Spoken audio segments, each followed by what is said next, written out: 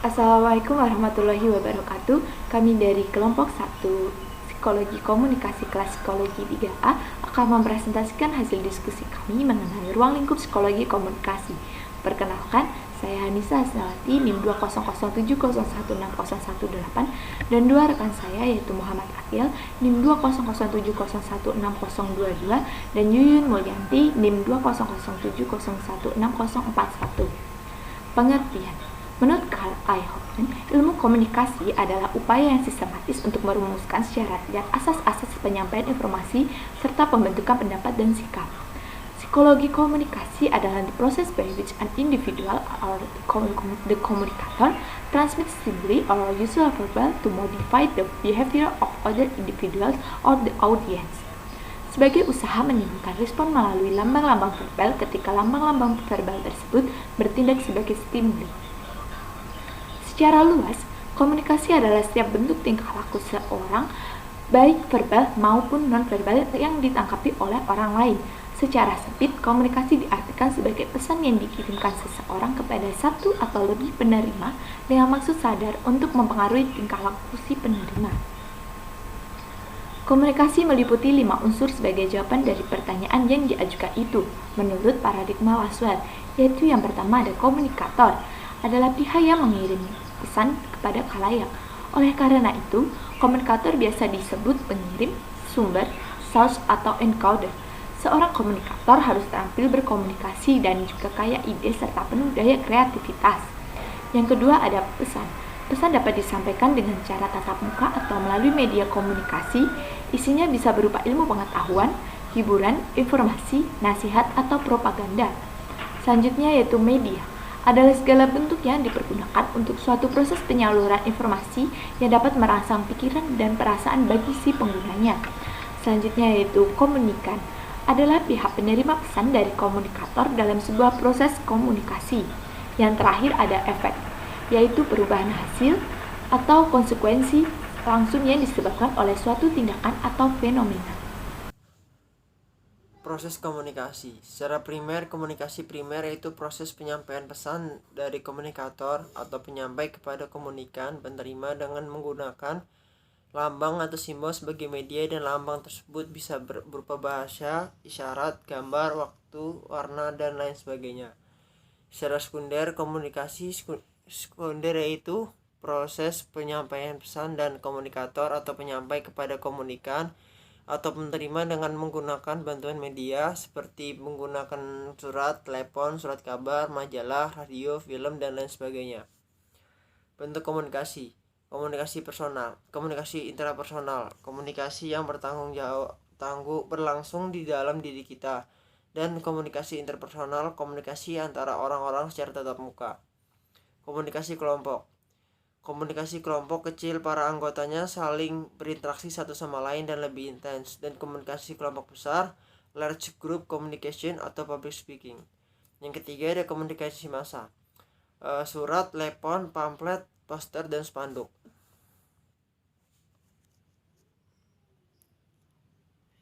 Sifat komunikasi.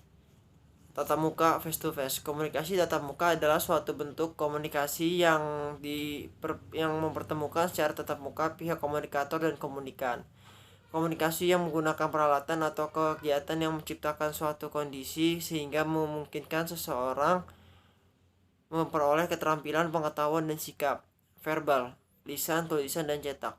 Komunikasi yang disampaikan komunikator kepada komunikan dengan cara tertulis atau written atau lisan, oral. Nonverbal, isyarat, dan bergambar. Melalui komunikasi nonverbal, orang bisa mengambil suatu kesimpulan mengenai suatu kesimpulan tentang berbagai macam perasaan orang, baik rasa senang, benci, cinta, kangen, dan berbagai macam perasaan lainnya. Bentuk komunikasi nonverbal sendiri di antaranya adalah bahasa isyarat, ekspresi wajah, sandi, simbol, pakaian seragam, warna, dan intonasi suara. Jurnalistik, cetak, dan elektronik. Kegiatan untuk menyampaikan pesan atau berita kepada halayak ramai atau massal melalui saluran media, entah media cetak ataupun elektronika. Hubungan masyarakat, public relation, periklanan atau advertising, pameran, publicity, Propaganda adalah rangkaian pesan yang bertujuan untuk mempengaruhi pendapat dan kelakuan masyarakat atau sekelompok orang. Teknik komunikasi. Satu, komunikasi informatif. Pesan yang disampaikan kepada seseorang atau sejumlah orang sehingga mereka dapat mengetahuinya. Komunikasi persuasif. Komunikasi yang bertujuan untuk mengubah sikap, pendapat, atau perilaku komunikan. Komunikasi instruktif atau korsif. Komunikasi yang dilakukan dalam bentuk perintah, ancaman, sanksi yang bersifat paksaan. Yang keempat, hubungan manusiawi. Komunikasi yang dilakukan dengan mempertimbangkan nilai-nilai kemanusiaan. Tujuan komunikasi, perubahan sikap adalah misal kegiatan memberikan informasi mengenai hidup sehat. Tujuannya yaitu agar masyarakat mengikuti pola hidup sehat. Yang kedua, perubahan pendapat.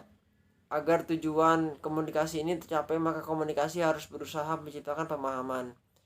Fungsi komunikasi, menyampaikan informasi, mendidik, menghibur, dan mempengaruhi. Komunikasi dalam pendekatan psikologi.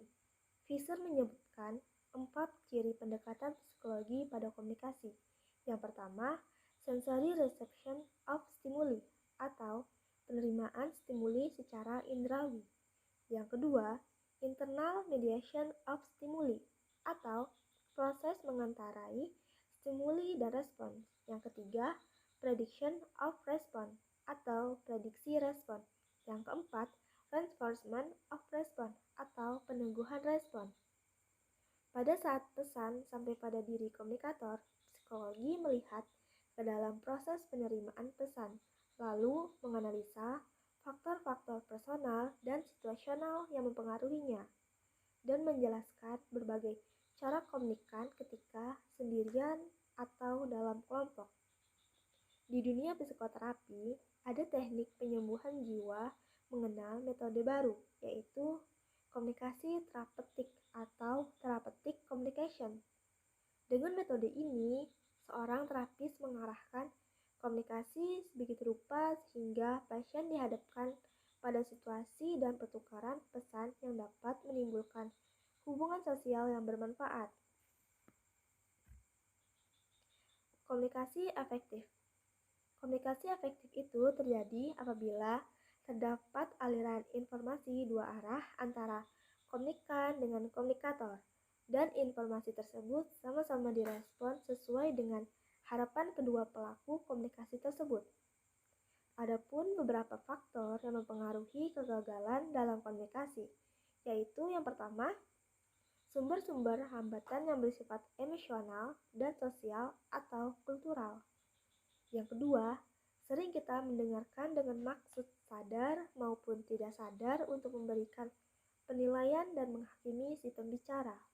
Yang ketiga, sering kita gagal menangkap maksud konotatif di balik ucapannya, kendati kita sepenuhnya tahu arti denotatif kata-kata yang digunakan oleh seorang pembicara. Yang terakhir, kesalahpahaman atau distorsi dalam komunikasi sering terjadi karena kita tidak saling mempercayai. Adapun 5 aspek yang harus dipahami dalam membangun komunikasi yang efektif, yaitu yang pertama harus adanya kejelasan, yang kedua ketetapan, yang ketiga konteks, yang keempat alur, dan yang kelima budaya. Adapun hal yang perlu diperhatikan dalam menciptakan suatu komunikasi yang efektif yaitu ketahuilah mitra bicara kita, ketahui tujuan, perhatikan konteks, pelajari kultur, dan pahami bahasanya. For your information, untuk memperjelas pesan yang hendak disampaikan dalam berkomunikasi, maka gunakanlah kalimat-kalimat yang sederhana yang mudah dipahami. Karena kalimat panjang dan kompleks seringkali mengaburkan makna. Kepiawaian dalam menggunakan kalimat-kalimat yang sederhana dan tepat dalam berbahasa akan sangat mempengaruhi efektivitas komunikasi kita. Mungkin cukup sekian presentasi dari kelompok kami. Mohon maaf apabila ada kesalahan kata atau kurangnya materi. Terakhir kata kami ucapkan terima kasih. Wassalamualaikum warahmatullahi wabarakatuh.